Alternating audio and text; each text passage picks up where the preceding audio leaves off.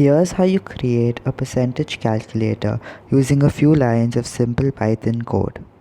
First, we get the points obtained by the user.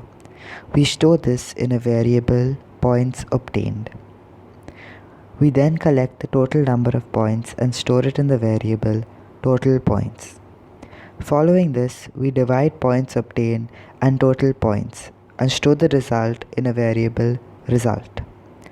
We then print out the result multiplied by 100 in order to get the percentage. Note, the reason we use the int function in the above code is because the input function returns a string and we need to convert the string into an integer in order to divide it.